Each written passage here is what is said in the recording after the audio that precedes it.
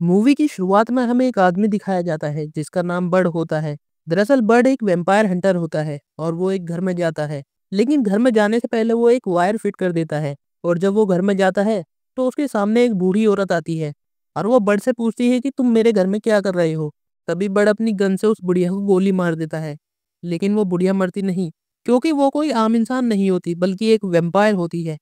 वो बर्ड पर हमला कर देती है। लेकिन बर्ड जानता था कि वैम्पायर को कैसे मारा जा सकता है।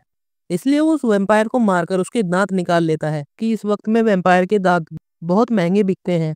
तभी वहां पर एक और वैम्पायर आ जाता है जो बर्ड की तरफ बढ़ता है, लेकिन वो उस स्टील वायर से कटकर मर जाता है जो बर्ड ने घर में घुसने से पहले लगाई थी। अब अगले सीन में हम एक लेडी को देखते हैं जिसका नाम ओटरी होता है और वो भी एक वैम्पायर होती है। वो अपने प्रोजेक्ट में यहाँ एक कॉलोनी बनाना चाहती थी ताकि सारे वैम्पायर वहाँ रह सकें। ओटरी अपने पार्टनर को धूप में विजिबल करके मार डालती है क्योंकि वैम्पायर धूप में नहीं रह सकते। अब हम बर्ड को देखते हैं जो अपना काम खत्म करके घर आ जाता है और नहाने से पहले एक येलो पाउडर अपनी बॉडी पर लगा लेता है ताकि वैम्पायर उसे ट्रैक न कर सके। इसके बाद बर्ड अपनी वाइफ के घर जाता है। दरअसल उसकी वाइफ उसकी बेटी को लेकर इस शहर से कहीं और शिफ्ट होना चाहती थी, क्योंकि इनके पास इतने पैसे नहीं होते कि ये अपनी बेटी की फीस जमा कर सके। बर्ड अपनी बेटी से बहुत प्यार करता है और उसे यहीं रोकना चाहता है, लेकिन इसके लिए उसे बहुत सारे पैसे कमाने होंगे। अब हम दूसरी तरफ ओटरी को देखते हैं जो उसी बुढ़िया वैम्पायर के घर जाती है जिसे बर्ड ने मार डाला था।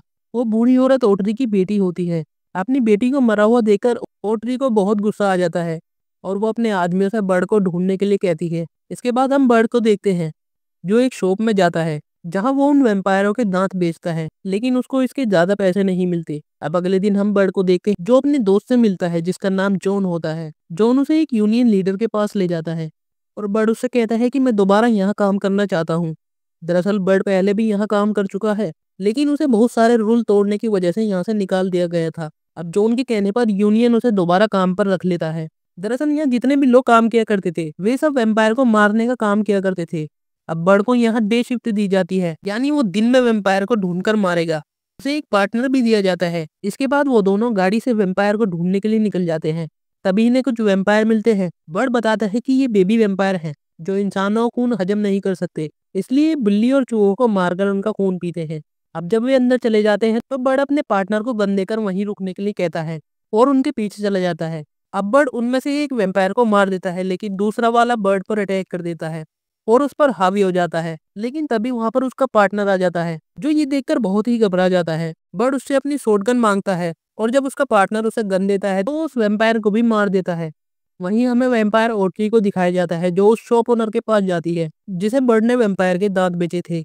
ओटरी उससे पूछती है कि बताओ ये दांत तुम्हें किसने बेचे हैं, और उसे अपनी जान बचाने के लिए बर्ड का नाम लेना पड़ता है।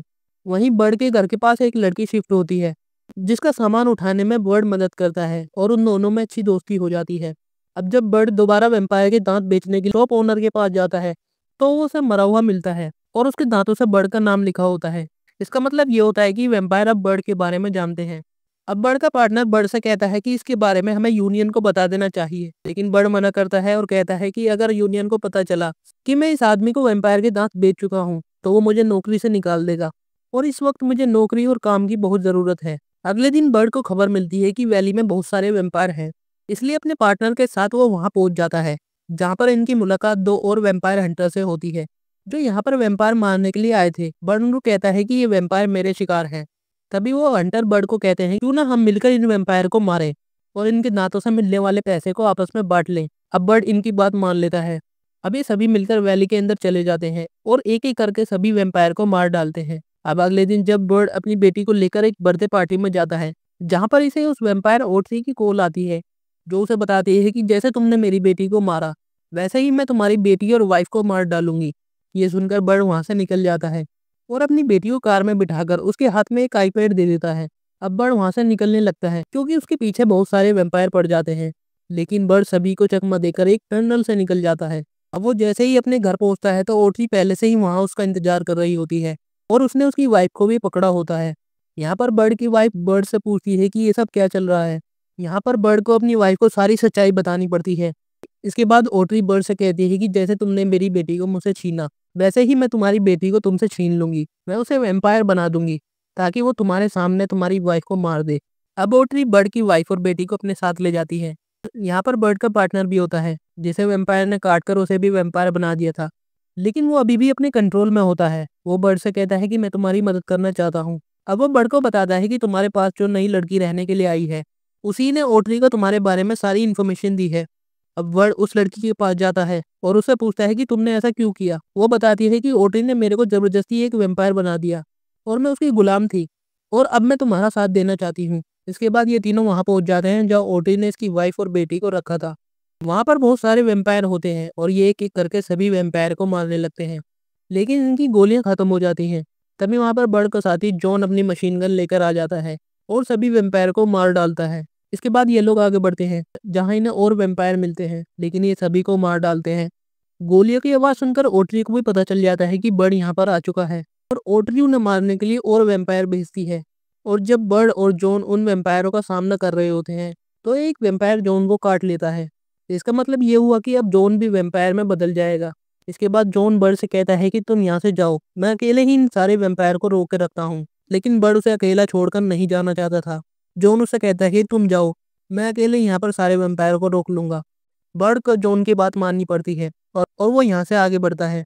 अब जॉन अकेले ही उन वैम्पायरों का सामना करता है, लेकिन उसकी जल्द ही सारी गोलियां खत्म हो जाती है। तभी बर्ड को एक धमाके की आवाज़ सुनाई देती है। बर्ड समझ जाता है कि जॉन ने अपने साथ पूरे वैम्पायर को मार दिया है। अब जब बर्ड आगे बढ़ रहा होता है, तभी ओटरी का एक वैम्पायर बर्ड को पकड़ लेता है, लेकिन तभी वहाँ पर बर्ड के पार्टनर आ जाते हैं और वो उस वैम्पायर को मार डालते हैं। अब बर्ड ओटरी के पास पहुंच जाता है, लेकिन ओटरी इतनी ज़्यादा ताकतवर और फास्ट होती है कि वो बर्ड को मारने लगती है। अब वो बर्ड को मारने वाली होती है, लेकिन पीछे से उसकी वाइफ उसके कमर में एक लकड़ी घुसा देती है। अब ओटरी उसकी वाइफ को मारने वाली होती है, तो पीछे से बर्ड उस पर एक गोली चलाता है, लेकिन ओटरी उस गोली को अपने दांतों से पकड़ लेती है। अब ओटरी बर्ड को मारने के लिए जैसे ही बर्ड की तरफ बढ़ती है, तभी उसका गला कट जाता है, क्योंकि बर्ड ने पहले से ही यहाँ स्टील वायर को लगा दिया था। और अब जबकि ओटरी मर जाती है, तो ये लोग वहाँ से निकल ही रहे होते हैं कि वहाँ पर यूनियन आ जाता है। बर्ड का पार्टनर यूनियन से कहता है कि ये सब हमने बर्ड की फैमिली को बचाने के लिए किया। अब मूवी के लास्ट में हमें दिखाया जाता है कि जॉन अभी तक जिंदा होता है। इसी के साथ ये मूवी यहीं खत्म हो जाती है। आई होप आपको ये वीडियो अच्छी लगी होगी।